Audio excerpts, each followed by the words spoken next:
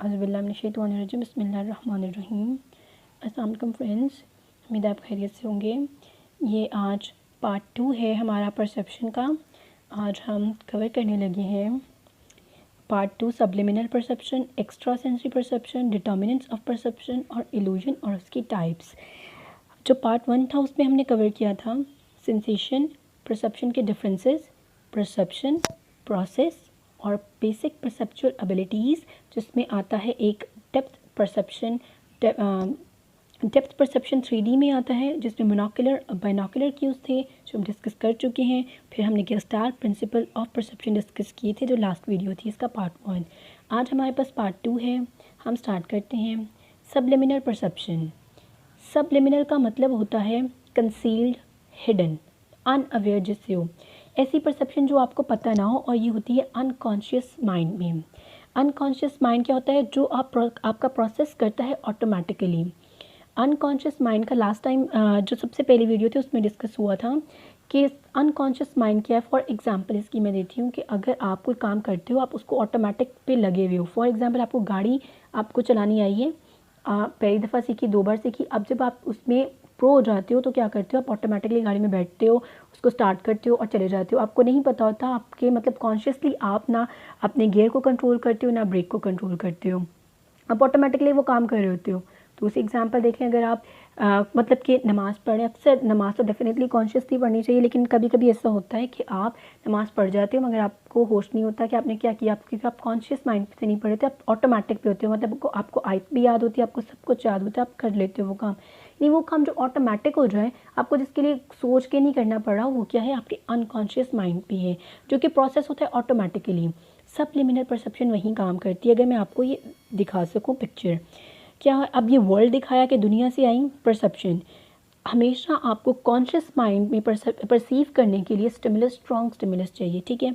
अब वहाँ से कोई भी चीज़ आई है, स्टिमुलस आपका बिल्कुल हिडन कंसील तरीके से आया, मतलब कि आपको नहीं फील हुआ, आपकी अटेंशन नहीं उसने सीख की, तो क्या हुआ? सबलिमिनल प्रोसेसिंग हुई है, उसकी सबकॉन्शियस माइंड में आ गया, ठीक है। और उसके बाद क्या है? कॉन्शियस माइंड में अगर आने के लिए आपको क्या चाहिए? जहाँ पे आपकी इंट्यूशंस आती हैं, रीजनिंग और कंट्रोल प्रोसेसिंग आती है। अब क्या हुआ? वहाँ पे अवेयरनेस थ्रेशोल्ड चाहिए था।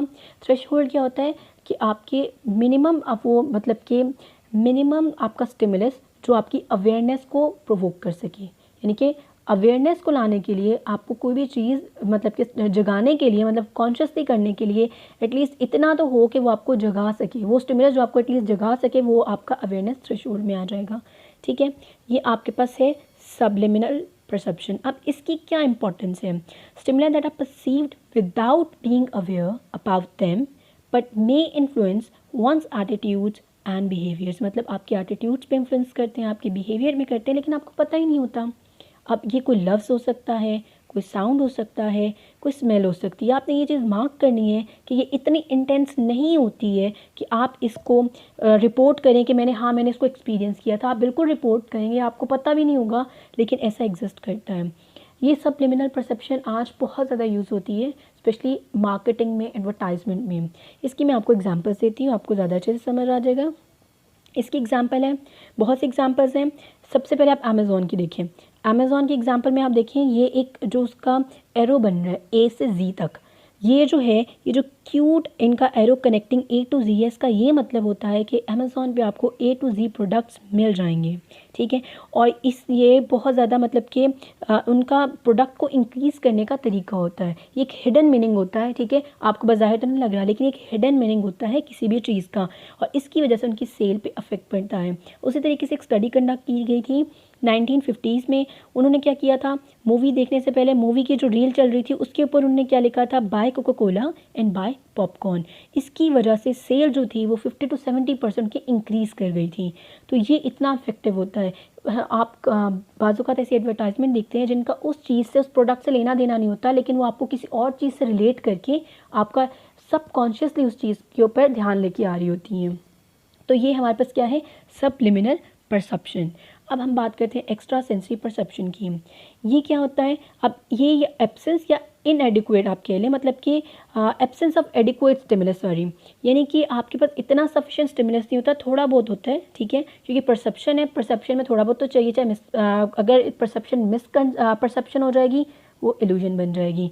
अगर कम होगी मतलब कि आप अवेयर नहीं हो तो वो सबलिमिनल परसेप्शन बन जाएगी। अगर वो एडिक्वेट नहीं है किसी चीज़ को रेफ़र करने के लिए, किसी बिहेवियर एक्सपीरियंस हो, तो एक्स्ट्रा सेंसरी परसेप्शन है। ठीक है, अक्रंस ऑफ एक्सपीरियंसेस और behaviours in the absence of adequate stimulus. Adequate मतलब सफिशिएंट स्टिमुलस। अब जो ESP में चीज़ें आती हैं वो हमारे पास डिफरेंट है, मतलब डिफरेंट इसकी कैटेगरीज हैं। सबसे पहले देखिए क्लेयरवॉयंस। क्लेयरवॉयंस क्या है? ये होता है किसी भी इवेंट को लेके कोई चीज़ जान लेना, या जैसे कि आपके सामने कोई बंदा बैठा उसके बारे में आप जान लेते हो। ठीक है, अब इनको विविड ड्रीम्स आते हैं, इनकी इमेजिनेशंस होती हैं, तो इनको वॉइसेस सुनाई देती हैं। लेकिन इनको क्या है, बेसिकली इनका विविड ड्रीम्स और इमेजिनेशन से ताल्लुक़ होता है कि अगले इवेंट या किसी बंदे को लेके इनको नॉलेज मिल जाती है। जो ये फिनोमेना होता है ये क्लेयरवॉयंस का आता है। टेलीपैथी क्या होती है? टेलीपैथी क्या है? ये मैंने डायग्राम जो शो की हुई है टेलीपैथी की है। टेलीपैथी क्या होती है? ये एक सपोज्ड कम्युनिकेशन होती है आइडियाज़ की दो बंदों के दरमियान, बगैर बोले बगैर सुने।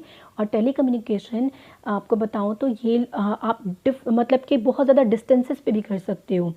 ये अकॉर्डिंग टू दिस फिनोमेना मतलब कि बॉडी से एनर्जी रेडिएट होती है। अगर आप फिजिकल मीनिंग लो बॉडी का, कि आपकी बॉडी फिजिक्स से लो देखोगे, केमिस्ट्री से देखोगे, तो अगर इलेक्ट्रॉन्स में देखोगे तो आपकी बॉडी से भी एनर्जी रेडिएट होती है। वो एनर्जी इतनी स्ट्रांग होनी चाहिए, क्योंकि इनका टेलीपैथिक करने के लिए भी आपको फोकस चाहिए। ठीक है, एक आपको एनर्जी का मीडियम देना होता है, वेव्स का मीडियम देना होता है, जो अगले तक आपका मैसेज लेकर जाती हैं बिना बोले, यानी मीडियम के थ्रू, किसके थ्रू? वेव्स के थ्रू। तो चाहे जितने भी डिस्टेंस पे हो आपको फोकस रहना पड़ता है, अगले तक वो मैसेज पहुंच जाता है। तो ये टेलीपैथी होती है। प्रीकॉग्निशन क्या है? आपको जो प्रिडिक्ट करते हैं फ्यूचर को, इवेंट्स को, जो कुछ भी होता है मतलब परसीव कर लेना एक्यूरेटली, वो क्या है? प्रीकॉग्निशन। ये हमारी प्रोफेसीज यानी नबूवत पे जो होता था वही आती थी, आप इसे कह सकते हैं वो प्रीकॉग्निशन थी। उसके बाद है टेलीकाइनेसिस। टेलीकाइनेसिस और साइकोकाइनेसिस जो है वो तकरीबन सेम है। और इसमें क्या होता है, इसमें आप किसी भी, अगर आपने देखा हो अक्सर मूवीज़ में दिखाते हैं कि मेंटल एबिलिटीज़ से क्या करते हैं ये लोग, किसी भी चीज़ को उठा लेते हैं। कोई चम्मच पड़ा है वो हवा में होगा, कोई बंदा पड़ा है वो हवा में होगा। तो ये जो चीज़ों को मतलब कि मूव करा लेते हैं, ये टेलीकाइनेसिस का मतलब होता है मूवमेंट। अब टेलीकाइनेसिस और साइकोकाइनेसिस में डिफरेंस क्या है? साइकोकाइनेसिस जो है वो सूडो साइंस है। सूडो का मतलब होता है फॉल्स। ठीक है, फॉल्स साइंस है, लेकिन आप कहीं ना कहीं से थ्योरेटिकली कंट्रोल कर लेते हो। तो आप साइंस में लेके आ रहे फॉल्स साइंस है, लेकिन आप कर लेते हो। लेकिन जो टेलीकाइनेसिस है वो सुपरनैचुरल है, वो थ्योरेटिकली कंट्रोल नहीं हो सकती। तो वो जो सुपरनैचुरल है वो टेलीकाइनेसिस में आ जाता है। पायरोकाइनेसिस। अब पायरो और फायर से आपने याद रखना है कि जो लोग फायर को कंट्रोल कर लेते हैं, मतलब कहीं पे लगा दी कहीं पे बुझा दी, तो वो क्या है? पायरोकाइनेसिस, यानी ये भी विद द माइंड करते हैं। Aura reading. ऑरा रीडिंग क्या होती है? इनका मानना है कि हर चीज़ में एनर्जी होती है, वाइब्रेशंस होती हैं, और वो वाइब्रेशन जो आप बॉडी से निकालते हो वही आपकी वाइब्स बनाती हैं, वही सब कुछ मतलब कि आपके इर्द गिर्द कंट्रोल करती हैं। तो ये ऑरा रीडिंग में आपकी एनर्जी से रिलेटेड है कि हर चीज़ में एनर्जी होती है, वो पॉजिटिव भी हो सकती है और नेगेटिव भी हो सकती है। ठीक है, ये एक्स्ट्रा सेंसिटिव परसेप्शन थी। अब बात करते हैं determinants of perception. Determinants of perception में डेफिनेटली आपके जो गेस्टाल्ट प्रिंसिपल्स हैं, यानी जिसमें आपकी कंटिन्यूटी आ जाती है, आपकी प्रॉक्सिमिटी आ जाती है, वो सब कुछ इंक्लूड होगा कि आप कैसे किसी चीज़ को सिमिलैरिटी में ले जाते हो, मतलब फिगर ग्राउंड रिलेशनशिप, हर चीज़ वो इंक्लूड हो सकती है डिटर्मिनेंट्स में। ठीक है, जो एक्सटर्नल फैक्टर्स जिसमें आप प्रॉक्सिमिटी, सिमिलैरिटी, कंटिन्यूटी, क्लोजर और ये जो फिगर ग्राउंड रिलेशनशिप था वो डाल सकते हो। जो इंटरनल फैक्टर्स हैं उसमें आप past experiences, attitude, mental set डाल सकते हो। दूसरे आप डिटर्मिनेंट्स में किस तरीके से लिख सकते हो कि नेचर ऑफ स्टिमुलाई क्या है, कि स्टिमुलस किस नेचर का आया, स्ट्रॉन्ग आया, लाइट आया, कैसा आया, तो वो डिटर्मिनेंट क्या है? नेचर उसकी क्या है स्टिमुलस की। दूसरा health and functioning of sense, कि आपको पता होना चाहिए कि आपके जो रिसेप्टर्स हैं वो ठीक है। मतलब एक बंदे को ऑडिटरी मसला है, यानी सुन नहीं सकता, देख नहीं सकता, उसके कॉन्स वीक हैं, या कोई और उसको मसला है, तो वो क्या आ जाएगा, उनके सेंस ऑर्गन्स में डैमेज है, तो वो सही से परसीव नहीं करेगा। क्यों नहीं करेगा? क्योंकि उसकी सेंसेशन ही प्रॉपर नहीं है। जब सेंसेशन प्रॉपर नहीं तो परसेप्शन क्या होगी? ठीक है, अगर हमेशा परसेप्शन करने के लिए इनपुट आना चाहिए, इनपुट तो सेंसरी ऑर्गन्स देके आ रहे हैं, वही डैमेज है, तो कहाँ से आप परसीव करेंगे? फिर है पास्ट एक्सपीरियंसेस। पास्ट एक्सपीरियंसेस वो स्टिमुलस। फॉर एग्जांपल, अगर आपका किसी आवाज़ को लेकर बुरा एक्सपीरियंस कभी रहा है, तो आप कभी भी दोबारा वो चीज़ आवाज़ सुनोगे, चाहे वो कैसी भी हो, तो आप उससे रिलेट भी अगर कभी की, तो आप क्या होगा, उसको लेकर आप बुरा फील करोगे। तो ये एक्सपीरियंसेस जो हैं वो स्टिमुलस के साथ वो भी डिटर्मिन करते हैं आपकी परसेप्शन कैसी होगी। फिर लर्निंग और ट्रेनिंग, कि आपकी एक चीज़ को लेकर ट्रेनिंग कैसे की गई है, आपकी लर्निंग कैसे की गई है, उसी तरह से आप परसीव करोगे। मतलब एक चीज़ का आप डिटेल मीनिंग देख सकते हो, तो आप उसी तरीके से उसको डिटेल परसीव कर सकते हो, उतनी आप उसके डेप्थ में जा सकते हो। Nature of attention to stimulus, कि आपकी स्टिमुलस से कैसी अटेंशन है, आप उसको मतलब कि किस तरीके से देखते हो उसका, आप अटेंशन, नेचर ऑफ अटेंशन मतलब कि आपने जो स्टिमुलस आया है उसको आपने अटेंशन कितनी दी है, मतलब कि स्ट्रॉन्ग था स्टिमुलस तो आपने क्या मतलब उसको जाकर देखा है, उसको मतलब खुद फिल्टर आउट किया है, क्या चीज़ें उसमें से फ़िल्टर की हैं क्या नहीं की हैं, तो ये सब नेचर में आ जाएगा। Attention, nature of attention to stimulus, कि आपकी क्या नेचर थी स्टिमुलस को लेकर, आपने क्या फ़िल्टर किया क्या नहीं किया। मैच्योरेशन, मैच्योरेशन क्या है, आपकी मेंटल एबिलिटीज़ हैं बेसिकली, कि आप कितना, आपके मेंटल आपकी एबिलिटीज़ हैं कि कितने मैच्योरिटी से आप किसी चीज़ को परसीव करते हो। और ये मैच्योरिटी परसीव करने वाली कहाँ से आएगी, आपकी कितनी अच्छी आपकी मेंटल एबिलिटीज़ हैं, कितना आप अच्छा एक चीज़ को देख सकते हो, समझ सकते हो, आपकी अंडरस्टैंडिंग कितनी है। क्योंकि हमेशा सेकेंड प्रोसेस क्या है, आपने और किसी की चीज़ को क्या करना है, अरेंज करना है, फिर इंटरप्रेट करना है, फिल्टर आउट, सेलेक्टिव, आपने एक सिलेक्शन तो कर ली, सिलेक्शन करने के बाद आपको हमेशा उसको वो करने, अरेंज करने के लिए, फिर मीनिंग देने के लिए आपको आपके एक्सपीरियंसेस होने चाहिए, आपके वहाँ पे नॉलेज होना चाहिए, तो जितना अच्छा होगा आप उतना अच्छा परसेप्शन करोगे। फिर एक कंटेक्स्ट ऑफ परसेप्शन, कंटेक्स्ट होता है मीनिंग, कि आप उसका कितना मीनिंग करोगे, जितनी आपके पास अवेलेबल चॉइसेस होंगी उतना ही आप अच्छा उसको परसीव करोगे, उतना ही आप एक्यूरेट परसीव करोगे। फिर है आपके पास इंटरेस्ट, आपका पर्पस, मोटिवेशन। इंटरेस्ट आपका फ़िल्टर आउट हो जाता है सिलेक्शन में, कि आप किस तरीके से देखोगे वो आप वहीं पे फ़िल्टर आउट कर लेते हो। आपका पर्पस भी वहीं सिलेक्शन में आ जाता है, मोटिवेशंस भी आपकी वहीं हो जाएंगी, कि आप क्या चाहते हो, कि आपने क्या देखना है, क्या सुनना है, आपकी बिलीव्स क्या हैं, वैसे ही आप परसेप्शन लेके आओगे। फिर है मेंटल और इमोशनल स्टेटस, कि एक बंदा अगर ऑलरेडी पूरा फील कर रहा है तो उसको उसकी परसेप्शन हिंडर होंगी, उसकी परसेप्शन होंगी, वो उसको सही से एक्यूरेटली रियलिटी फील नहीं करने देंगी, बल्कि उसके इमोशंस बीच में आ जाएंगे और उसको हर चीज़ जो होगी मतलब दुखी दिखने लग जाएगी, बुरी लगने लग जाएगी। वो किसी भी चीज़ को अपनी मतलब मेंटल पावर यूज़ करके एक्यूरेटली रियलिटी में नहीं देख सकेगा। उसके बाद है हमारे पास इल्यूजन। इल्यूजन क्या होता है, misconception of real external stimulus, यानी स्टिमुलस है लेकिन हम उसको परसीव गलत कर रहे हैं, वो क्या है, इल्यूजन। अगर आपके पास बगैर स्टिमुलस के कोई चीज़ आपको परसीव हो रही है, वो आ जाएगा हेलुसिनेशन में। ठीक है, ये दोनों में डिफरेंस होता है। इल्यूजन में एक्सटर्नल स्टिमुलस प्रेजेंट होता है, हेलुसिनेशन में एक्सटर्नल स्टिमुलस प्रेजेंट नहीं होता। अब बस 3 मेन टाइप्स हैं, ऑप्टिकल इल्यूजन, ऑडिटरी इल्यूजन और टेक्टाइल इल्यूजन्स। जो ऑप्टिकल है उनका आंखों से ताल्लुक़ है, कि आपको ठीक से मतलब कि जो मिसकंसेप्शन हुई है वो विजुअल व्यू में हुई है, देखने से रिलेटेड। ऑडिटरी सुनने से, टेक्टाइल टच के थ्रू। ऑप्टिकल इल्यूजन क्या है, जिसमें इमेजेस जो आपकी परसीव होंगी वो क्या होंगी, मिसलीडिंग होंगी, आपको गलत मतलब दे रही होंगी। फॉर एग्जांपल यहाँ पे मैंने टाइप्स लिखी है, सबसे पहले देख लेते हैं हम ब्लिविट। ब्लिविट क्या है, यहाँ पे आपको दिख रही होगी इमेज, ये ब्लिविट की इमेज है। ब्लिविट में क्या है, एक बंदे को वहाँ पे 3 पॉइंट दिख रहे हैं, एक को 4 दिख रहे हैं। अब ये इमेज की क्या है, आपको अनडिसिफरेबल फिगर दे रही है, तो इसकी वजह से जो आपको इल्यूजन बन के आ रहा है, मिसकंसेप्शन आ रहा है, ये आपका ब्लिविट टाइप है विजुअल की। उसके बाद देखिए आप बेजोल्ड इफेक्ट। बेजोल्ड इफेक्ट क्या कहते हैं, वो कहते हैं कि आपके पास एक ही कलर डिफरेंट बैकग्राउंड होने की वजह से एक ही कलर जो होता है डिफरेंट कलर का दिखता है। मतलब आप यहाँ पे देखें, आपको रेड थोड़ा सा अलग कलर दिख रहा है, यहाँ ब्लैक बैकग्राउंड के ऊपर रेड और कलर का दिख रहा है। ये जो विजुअल इफेक्ट क्रिएट हुआ है, ये इल्यूजन बेजोल्ड इफेक्ट कहलाता है।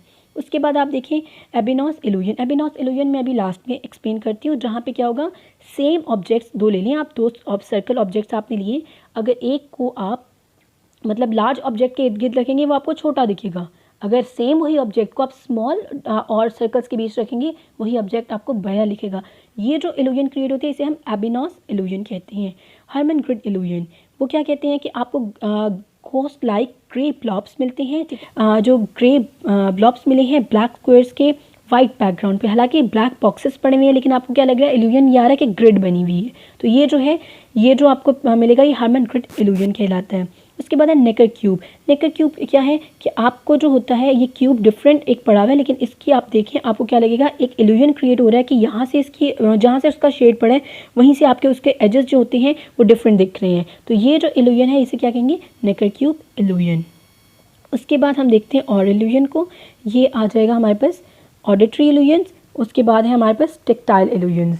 जो ऑडिटरी इल्यूजन्स है उसमें क्या है कि आपको जो आवाज़ें हैं वो क्या होंगी, वो मिसलीड करेंगी आपके साउंड को। ठीक है, इसमें क्या है, एग्जाम्पल है कांस्टेंट स्पेक्ट्रम मेलोडी। इसमें क्या होता है कि आपकी जो साउंड आ रही है आपको गलत परसीव होगी, वो ऑडिटरी इल्यूजन है। टेक्टाइल इल्यूजन क्या है, इसका सबसे जो फेमस फिनोमेना है वो अरिस्टोटल का है। वो क्या कहते थे कि ये जैसे आपको डायग्राम में शो हो रहा है कि फिंगर्स को क्रॉस करके वहाँ पे अगर कोई मटर का दाना टी, ठीक है, उसको रखा जाए या फिर अपनी नोज़ को टच किया जाए तो आपको फील होता है कि आप दो ऑब्जेक्ट को फील कर रहे हो। तो ये जो मिसकंसेप्शन आता है टच को लेके, इसको हम कहते हैं टेक्टाइल इल्यूजन। दूसरी एग्जांपल है फैंटम लिम्ब की। फैंटम लिम्ब क्या कहती है, वो ये कहती है कि आप क्या करते हो, आप अगर जिन लोगों का हाथ या पाँव कट जाता है, मतलब काटना, एम्प्यूटेशन हो जाती है, हम काट देते हैं, वो क्या करते हैं, उनको फिर भी, हालांकि उनके सेंसरी रिसेप्टर्स तो ख़त्म हो गए, उनको फिर भी क्या होता है, फील होता है पेन, कि उनको पेन हो रहा है, जबकि रिसेप्टर्स तो है नहीं, उनकी तो टांग कट चुकी, उनके तो हाथ कट चुके, लेकिन फिर भी उनको वहाँ पे जो चीज़ कट गई है उसके बावजूद वहाँ से पेन फील होता है। वो क्या होती है, फैंटम लिम्ब पेन। उसके बाद हमारे पास है लास्ट में ये ज्योमेट्रिकल इल्यूजन्स। ज्योमेट्रिकल इल्यूजन्स क्या है, ज्योमेट्री की बेस पे। यहाँ पे हम देख लेते हैं सबसे पहले मलर-लाइव इल्यूजन। अब ये देखिए, आप ये सेम साइज़ के हैं, लेकिन अगर एरो अंदर की तरफ है वो छोटा दिख रहा है, अगर एरो बाहर की तरफ है वो हमें ऐसा लग रहा है ये साइड बड़ी है, हालांकि ये दोनों सेम साइज़ की हैं। तो ये इस तरीके का जो इल्यूजन होता है वो मलर-लाइव इल्यूजन होता है। वर्टिकल हॉरिजॉन्टल इल्यूजन क्या है, अब ये दोनों सेम साइड्स के हमारे पास हैं लाइंस, लेकिन ऐसा लग रहा है ये वाली बड़ी है। वैसे क्यों लग रहा है, क्योंकि हमारे पास वर्टिकल हॉरिजॉन्टल इल्यूजन क्रिएट हुआ है। उसके बाद पोंजो क्या है, पोंजो है, ये दोनों अब सेम लाइंस हमारे पास हैं, लेकिन हमारे पास इसकी वजह से, मतलब जो हमारे पास जो ओब्लीक लाइंस आई हैं उसकी वजह से लग रहा है ये ऊपर वाली हमारी बड़ी लाइन है, छोटी है, नीचे वाली छोटी है, तो इसकी वजह से ये जो इल्यूजन क्रिएट हुआ इसे कहते हैं पोंजो इल्यूजन। ये एबिनॉस इल्यूजन जो अभी पीछे बात करी थी कि आपने सेम साइज़ के क्या किए हैं, सर्कल्स नहीं है, अगर इसके इर्द गिर्द मैं बड़े रखूँगी तो ये इनर वाला छोटा लगेगा, लेकिन यही अगर मैं छोटे सर्कल्स इसके रखूँगी इसके बाहर तो ये अंदर वाला बड़ा लगेगा। तो ये जो इल्यूजन है ये एबिनॉस इल्यूजन है। उसके बाद है पॉजेंड्रॉफ इल्यूजन। अगर आप देखें पॉजेंड्रॉफ इल्यूजन में अगर यही सेम आप जो लाइन आपने लगाई है इसको मैं दो के इर्द गिर्द क्रिएट करती हूँ, मतलब कि एक के इर्द गिर्द लगाई तो ये लाइन ऐसी थी, एक सेकेंड, अगर आप पॉजेंड्रॉफ में क्या करेंगे, ये आपने लिया, इसके इर्द गिर्द आपने लाइन लगाई तो आपको ये लाइन बड़ी दिखेगी, यही अगर मैं दो के इर्द गिर्द लगाऊं ऐसे तो आपको ये लाइन छोटी दिखेगी। तो ये जो इल्यूजन क्रिएट होता है ये पॉजेंड्रॉफ होता है। ज़ोलिनर इल्यूजन में क्या होता है, ज़ोलिनर में आपको ऐसा लग रहा होगा कि ये पैटर्न ऐसे फॉलो कर रहे हैं, जबकि ऐसा नहीं, ये पैटर्न ऐसे फॉलो कर रहे हैं, जिसकी वजह से मतलब एक इस तरीके से एरो टाइप है, तो आप इसकी वजह से, लेकिन ये आपको जो वेव वाला पैटर्न दिख रहा है इसकी ये जो है इल्यूजन है और इसे हम कहते हैं ज़ोलिनर इल्यूजन। अब हम करते हैं नेक्स्ट जो हमारे पास इल्यूजन्स हैं। अब यहाँ पे देखिए twisted cord illusion. Twisted cord क्या है कि अभी जो हमने लास्ट में एक आपको एक डायग्राम दिखी होगी जो कि इसी तरीके से थी, आपको मूव करते हुए दिख रहे थे सर्कल्स, वो भी ये ट्विस्टेड कॉर्ड इल्यूजन थी। उसमें क्या है कि अब आप देखिए ऐसा लग रहा है कि एक कॉर्ड है, एक वायर है जो कि ट्विस्ट की हुई है, जबकि ऐसा नहीं है, ये सब सर्कल्स हैं। अगर आप इनको ट्रेस करेंगे आप एक ही सर्कल बनाएंगे, मतलब कि एक सर्कल्स, इसमें मतलब कि सर्कल्स हैं सारे, लेकिन ये आपको फील हो रहा है कि एक कॉर्ड की तरह है। तो ये जो इल्यूजन क्रिएट हुआ है ये ट्विस्टेड कॉर्ड इल्यूजन है। यहाँ पे आप देखें, यहाँ पे आपको दिख रहा होगा ये वाली जो लाइंस हैं, यानी कि ये है वुंड इल्यूजन। वुंड इल्यूजन जो है आपको लग रहा होगा थोड़ी सी टेढ़ी है, लेकिन ये क्या है, ये टेढ़ी नहीं है, ये बिल्कुल स्ट्रेट है, लेकिन ये इल्यूजन जो क्रिएट हुआ है इसकी वजह से ये पीछे जो बैकग्राउंड है इसको हम कहते हैं वुंड इल्यूजन। अब ये है ऑर्बिजन इल्यूजन। ऑर्बिजन इल्यूजन क्या है कि आपको ऐसा लग रहा होगा कि ये जो ये एरो है यहाँ से, ये जो इधर से है ये थोड़ा सा आगे की तरफ है, जबकि एक परफेक्ट स्क्वायर है। अब ये इसकी वजह से ये जो इल्यूजन पीछे बैकग्राउंड की वजह से वो इसे हम कहते हैं ऑर्बिजन इल्यूजन। उसी तरीके से आप ये देखें ये दोनों सेम साइज़ के हैं, लेकिन ऐसा लग रहा है कि नीचे वाला बड़ा है ऊपर वाला छोटा पीस है, तो ये जेस्ट्रो इल्यूजन है। तो ये हमारे पास ज्योमेट्रिकल इल्यूजन्स आ गए हैं कि ज्योमेट्रिक शेप की बेस पे जो हमारे पास फॉल्स मिसकंसेप्शंस आती हैं, परसेप्शंस आती हैं, वो कौन कौन सी इल्यूजन्स हैं। तो आज के लिए इतना काफ़ी है, फिर अब हम इंशाल्लाह नेक्स्ट जो करेंगे टॉपिक वो होगा लर्निंग और मेमोरी का।